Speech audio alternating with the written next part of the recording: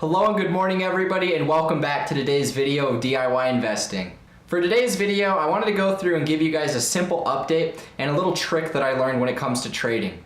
Once I started implementing this, it really helped me a lot when it came to finding good trades to be taking, as well as understanding when real accumulation was going on or seeing right before a major sell-off was going to happen. This is something that's really benefited me a lot, and so I wanted to be able to share it with you guys and help you guys move and grow and become more successful traders as a whole. Before we get into the video, I just wanted to quickly say shout out to all of the members inside of my Discord and all of the people following me on YouTube. It really does mean a lot to me that you guys support this channel so much and look forward to seeing my videos and content I produce. It gives me more motivation to be able to produce and create for you guys, and I'm just super blessed to be a part of this and have you guys a part of this team and journey with me. If you guys like my videos, please do myself a favor by leaving a like, comment, and subscribing to this channel for more updates. If you guys want to see more of my analysis moving forward, click the invitation in the description of this video, and there you're going to get access to my Discord server. Currently there's over 100 members and it's growing very rapidly. I look forward to having you a part of my team. With all that being said, let's jump right in the video today.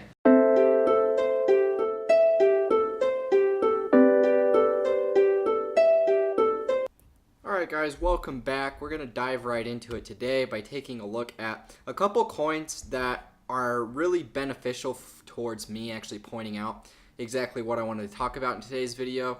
Now today I just wanted to give you guys a simple trading trick that you guys can use. This is just a basic fundamental principle, but I know that once I started to understand this, it kind of helped me to pick and choose trades a little bit better. I think that this is something that's really beneficial, especially if you're just looking to start accumulating a certain position or taking entries in a certain coin. This is one that's always helped me a lot when trying to understand exactly when it is a good time to buy and when is this trend is about to change. One of the biggest things for me is I like to take position trades, meaning that I'm holding for a long period of time between trades, maybe months on end. I like to trade the big picture market cycles, and I'm just looking to accumulate at the relative bottom. Now, when I accumulate, I'm not necessarily adding a ton of stop losses. What I'm mainly doing is just accumulating, and the lower it goes, the more that I buy, and I just slowly keep laddering into my position until I just kind of average into that relative bottom that we're seeing here. Now, oftentimes, if you don't know what you're doing, you can definitely get wrecked if you start accumulating too early, which is always a possibility. But if you understand kind of what you're doing and you've been able to trade this for a few cycles, it can really help you in the long run. It's been the best and most beneficial way for me to make profits. And so today I wanted to share with you guys a little secret that I do. It's not even a real secret. It's just something that I use when it comes to actually accumulating and then knowing when my coins are about to break out and start their new cycles. So today we're going to dive right into this, and we're going to take a look at D.I.Y because this one's doing the exact setup. Now, if you guys follow me in Discord, you'll see that I already made this chart. But if not, I wanted to give you guys an update for YouTube and kind of explain it a little bit better because I feel like this is something that's really overlooked. It's something that really helped me a lot, and it's really basic stuff to use. Once I explain this video, I'm sure that you're going to be able to apply it to a ton of different places. And so to start off, we're going to go through this. Now, what I want to talk about today was the fact that you have supply and then you have demand, right? Now, one of the biggest key principles to supply and the demand is to understand when that demand or when that supply area is going to break. Now, it can break and go bearish if the supply is greater than the demand, or it can break out and go bullish if the demand is greater than the supply. Just basic economic stuff. And so we're going to go through here, and I'm going to teach you guys kind of what I'm talking about. So with D.I.Y, I believe that this is the bottom. I came out and told you guys that. I told you to start buying back in here at this bottom. That's when I started taking positions in this, and I've just kind of been adding to it. The more dips that we have, I added quite a bit at this second bottom that we saw right here at about just over $1, or just over, let's see, what is that, a cent? Yeah, a penny. Man, this thing's not worth very much. So I started adding more at about a penny's worth. And so I've just been accumulating this bottom. I actually had the opportunity to make quite a bit of money back at this last one. And so this is one that I've been watching for a while because it's just doing the same setup. Now, what I really wanted to talk about was the fact that we're getting ready to break out of this bottom right here. This accumulation that we've had for about 180 days period of time. We're finally about ready to break out of that, which is going to create an impulse. Now, I wanted to teach you guys how to kind of spot when something is about to break out. whether it's an accumulation, whether it's just a different move in the cycle of things. Usually this is more beneficial towards accumulation. This is a time where usually whenever I use this, I'm watching for accumulation and I'm watching to see when we'll break out. Now keep in mind, guys, this works on all time frames, and you're going to be able to find it on really any time frame that you decide to trade. And so it's really beneficial. But anyways, kind of what it is today we're looking at the supply, right? So the supply is also the resistance. Now, anytime there's an area where prices keep getting knocked down from, there shows strong resistance in that area, or the supply outweighs the demand, which keeps prices below that area. Now, what I've been watching with D.I.Y is the fact that we have this area right here. I go through and label all the points in which we make contact with it. So about right here, this is the zone that we've had. We've had reactions once, twice, 3, 4, 5, and now we're in there for a 6th time. And so really what I wanted to point out was the fact that when an area or when price reacts to a supply zone, or if it reacts to even a support zone where the demand is greater than the supply, the more times that price reacts to a given area, the weaker that area gets. And so it works for both supply and demand. Support and resistance, it really doesn't matter. Whatever method you're trying to call it, it's all one and the same. And so I just wanted to point out the fact that the more times that price reacts to a certain level, the weaker that level gets. Now, what I mean by that is we've had a reaction here, we've had a reaction here, we've had one here, we've had one here, and now we're diving back in for a 6th reaction. So, yeah, so 5 reactions. This one over here I'm not going to count, because of the simple fact this was still coming down in the retrace, and so this tested as support. So we're only going to be counting the ones that are happening below this resistance level, right? Now, what I mean when I say that the more times price reacts to a level, the weaker that it gets.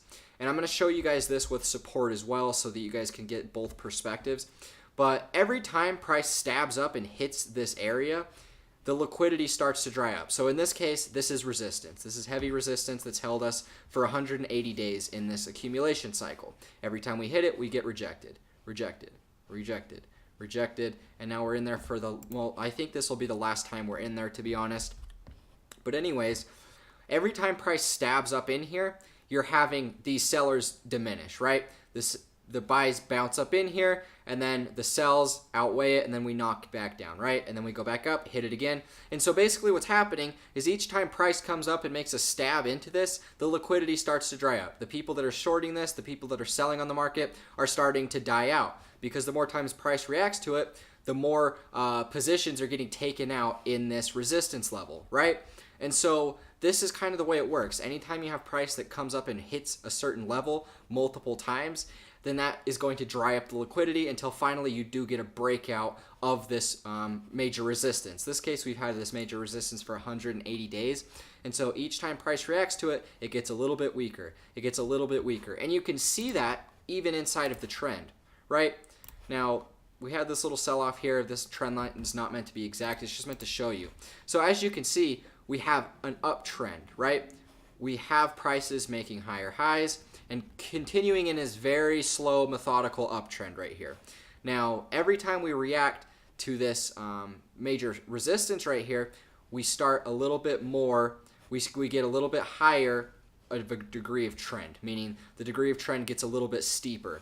And so that's a perfect example of what I'm trying to explain to you. Every time we react to this, the sellers get a little bit weaker, and that's why we're starting to see a little bit stronger of a bull trend forming right here. And so my guess is right about here, we're going to get a strong impulse and break out of this major resistance that's held us for so long, and that's really going to kickstart the next impulse up into some of these higher resistance levels here.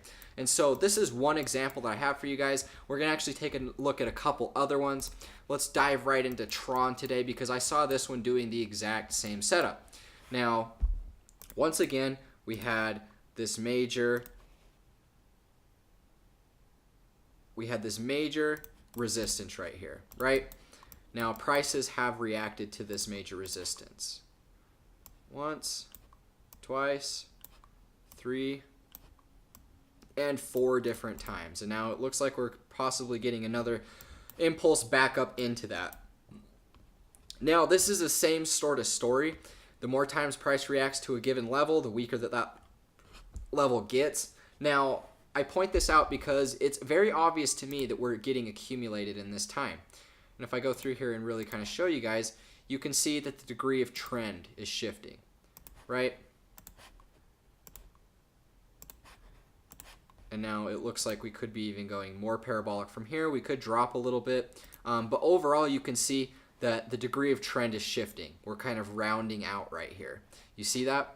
And this is kind of what happens inside of a market that's being accumulated. You'll have prices kind of reacting to a given supply zone, and then you'll see prices on the bottom or on support start to round out. And that shows that there's buyers entering this market.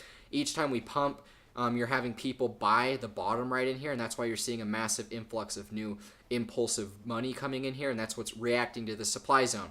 It's trying to break out. And when price reacts to this bottom here, you start to see new money come into it, and then you get impulses that come and hit this supply zone, and we just keep testing that. Just keep making it a little bit weaker and weaker, just chipping it away at it. And so this is what we're seeing inside of Tron as well. You're just seeing prices slowly being accumulated. Oftentimes you're going to see in the bottom of market cycles when you're having all of this new money kind of flood into it, and you're having a very slow, methodical accumulation period that takes a lot longer than when things go parabolic. Because when things go parabolic, it doesn't take a whole lot of time to accumulate because there's already so much momentum pushing the prices to further continuation. Whereas when you come to the terminal end of a correction like we saw here, where prices have done nothing but sell off for over a year's time, and then you find yourself in accumulation, it's going to take a lot longer to actually build up that momentum to break it out of these resistance levels, right? And so that's kind of what we're seeing right here. We're seeing prices just slowly accumulate on this bottom, slowly tap that major supply zone or that resistance that we're seeing here. And it's just slowly weakening it before finally we will get a breakout out of this, and that's really what's going to set the momentum and really start the hype into the next cycle.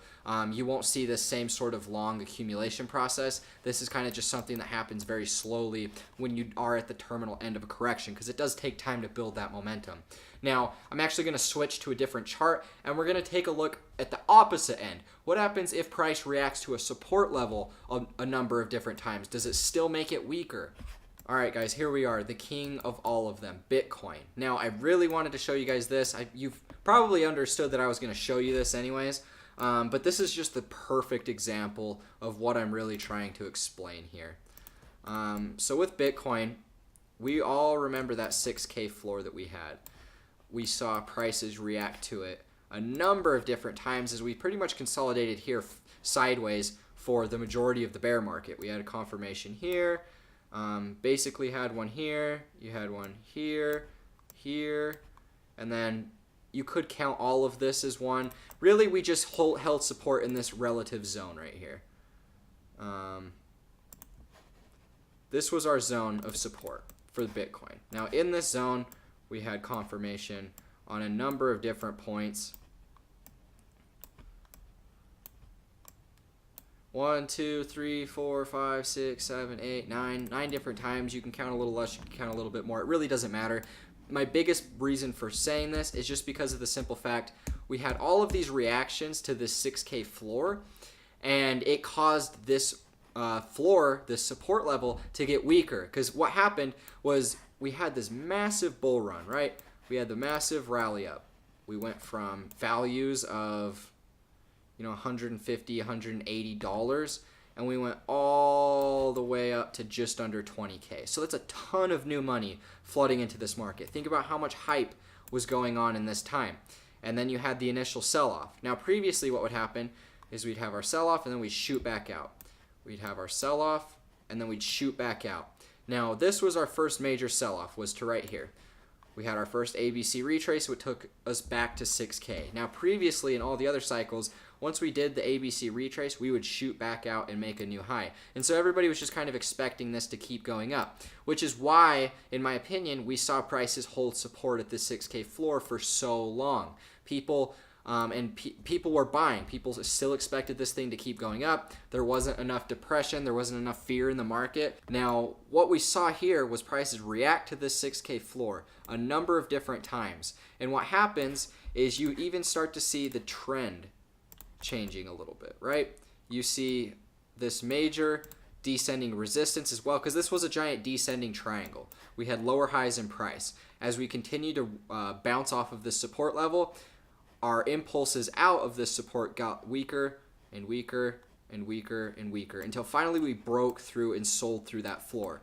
And so this is really the big lesson I wanted to teach you guys. The more times price reacts to a given level, the weaker that level gets. I remember that was a big talked about thing in the bull market or in the bear market when we were at this 6K support, because so many people were saying, no, this is strong support because the more times we react to it, the stronger that it gets. And it was just, they kind of had this false paradigm of what they believed in, when in actuality, the more times we reacted to this 6K floor, the weaker the liquidity got, the less buyers from up here that were propping the prices up until finally we sold off. And that was key indication by these lower highs. Anytime you see lower highs in price and horizontal support level, you're going to know that the buyers are weakening in that level, and you should expect bearish continuation. It could have been possible we break out here, but it was not as likely considering the circumstances. And so I really just wanted to teach you guys this basic principle, this basic understanding to trading. Once you guys can understand this, it really helps a lot for your trading plan. It's super easy to follow, and it can help save you a lot of stress. If you're undecided about a certain area, if you're seeing a lot of choppy action between both sides, you can know that that's a little bit more of an indecision move, and you probably shouldn't place your positions in there. Or if you're watching even Bitcoin from last year and you're seeing this make lower highs as we bounce off of this 6K support multiple times, you would now understand, okay, the more times we react to this level, the weaker that level's actually going to get. And so I just wanted to be able to share with you guys this simple fact. Because of the fact I saw it with Tron, because I saw it with D.I.Y, I know that if you guys apply this principle, you're going to be able to find it in a lot of different altcoins. And who knows, maybe after following this video, you're going to be able to gain some new insight. That's what I really want of this, is to really just help you guys to gain a little bit deeper of an understanding on how to take positions, how to profit inside of the market, and how to spot when a time is going to be profitable. Because there's something, you never want to be FOMOing into resistance, but at the same time, if you're watching this, it's a good idea to watch for that breakout and then the retest, because you can say, well, prices are reacting to this resistance level a lot. If they break out, then it's a perfect opportunity for me to take a little position at the breakout and enter that market. And so we're going to see a lot of this in the upcoming cycle. We're going to see coins breaking out of accumulation cycles. And if you can spot this pattern, it's really going to help you guys to time your entries a little bit better and just be a little bit more aware with the market and how the market behaves.